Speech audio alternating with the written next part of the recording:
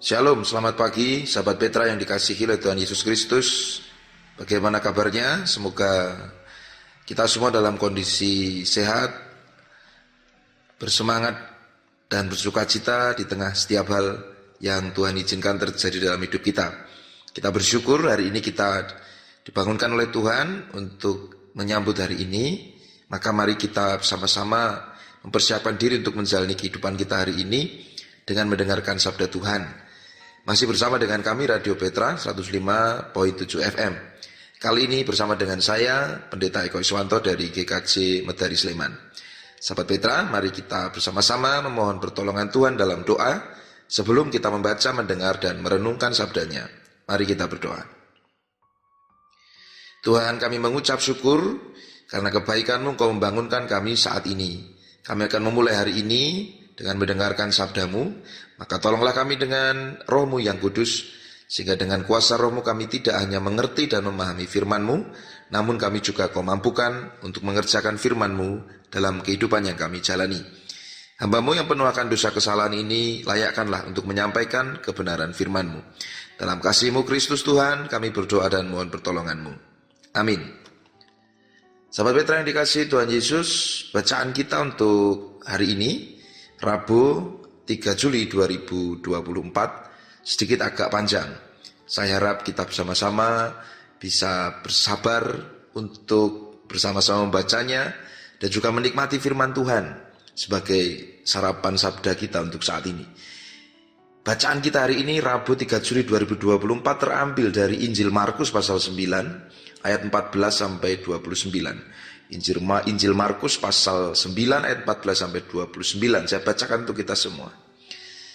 Ketika Yesus, Petrus, Yakobus dan Yohanes kembali pada murid-murid lain, mereka melihat orang banyak mengerumuni murid-murid itu dan beberapa ahli Taurat sedang mempersoalkan sesuatu dengan mereka.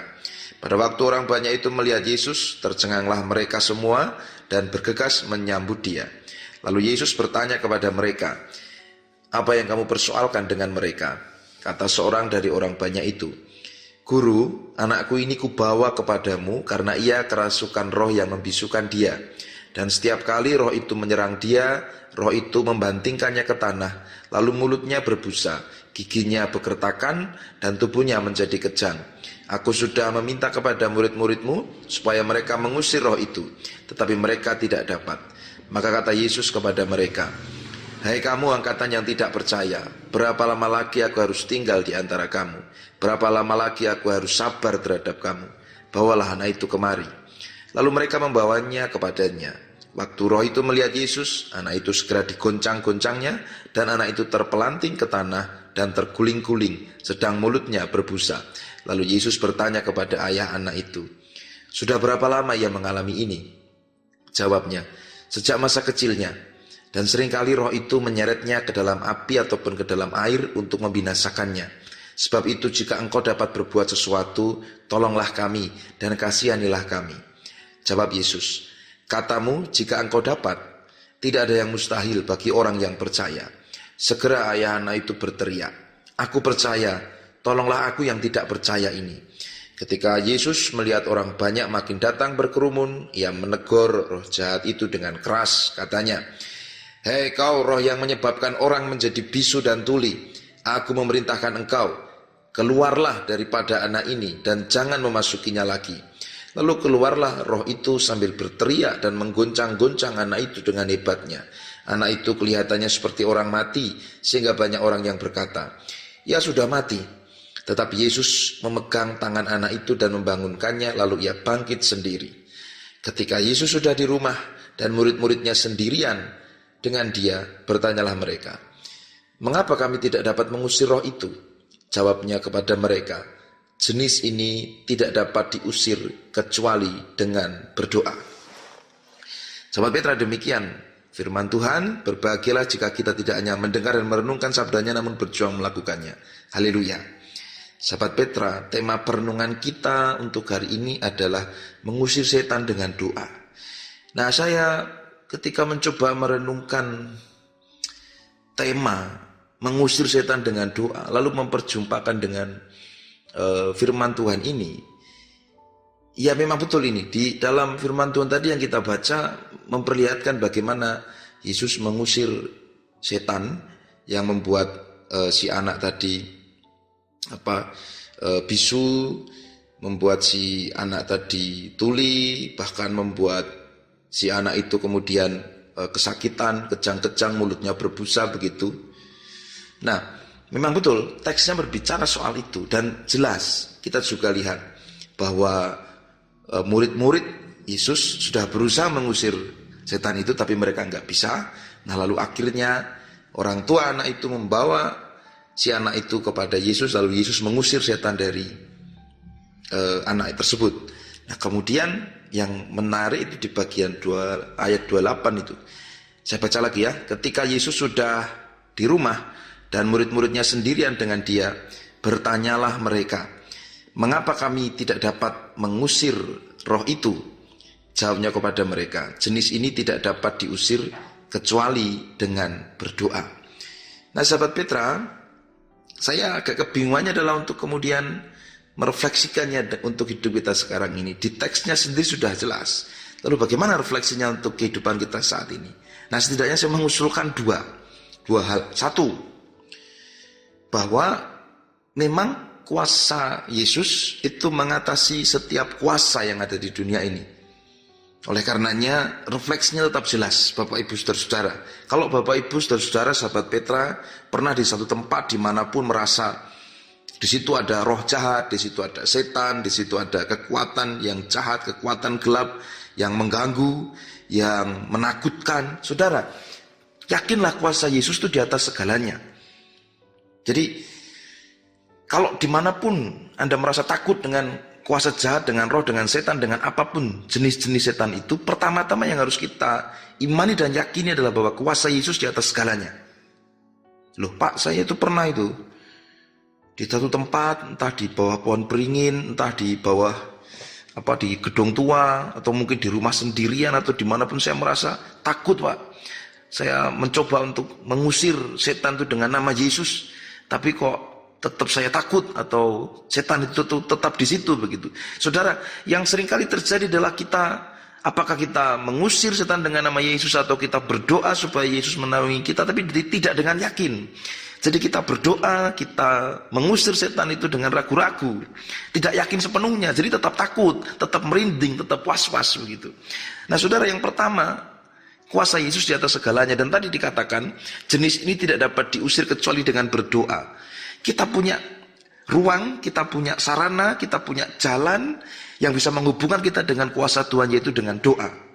Nah jadi saya tidak menafsirkan ini bahwa ada jenis setan ini, jenis setan itu gitu ya. Meskipun di teksnya bunyi jenis ini tidak dapat diusir kecuali dengan berdoa. Saya mengajak kita untuk meyakini bahwa semua jenis setan apapun itu akan takluk dengan kuasa doa yang penuh percaya dalam nama Yesus. Jadi yang pertama, kita punya sarana itu. Kita punya sarana yaitu doa. Kita punya alat, kita punya jalan untuk bisa menghubungkan kita dengan kuasa Yesus yang mengatasi segalanya. Jadi tidak berubah pengajaran itu. Kalau kemudian kita pernah mengusir setan atau berdoa tetap takut, berarti kita nggak yakin. Kita nggak mantap betul, ada keraguan di situ. Kita tidak menyandarkan diri dan percaya sepenuhnya pada Tuhan. Kita tidak menyerahkan diri pada kuasanya. Mungkin kita pakai logika kita, mungkin. Nah itu yang pertama. Kemudian yang kedua, nah refleksi yang kedua gimana ya? Saya usulkan ini deh, refleksi yang kedua. Saudara, saya nggak tahu apakah ini agak melebar, tapi ya baiklah, secara alegoris mungkin saya akan katakan bahwa ya setan itu kan juga bisa pakai apapun gitu ya.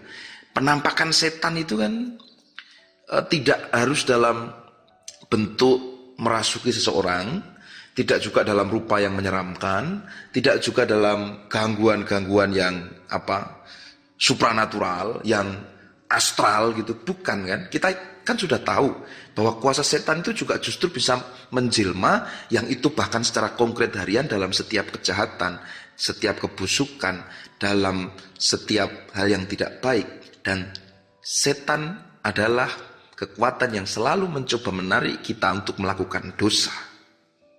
Nah yang kedua ini, saudara, kalau setan itu tidak hanya dalam penampakan yang seram, tidak hanya dalam bentuk makhluk astral, tidak hanya dalam bentuk orang yang kerasukan setan. Artinya setan tidak hanya bertindak dalam cara merasuki orang lain, tapi dalam setiap hal yang tidak baik, dalam setiap gangguan dan godaan. Maka yang kedua, mari kita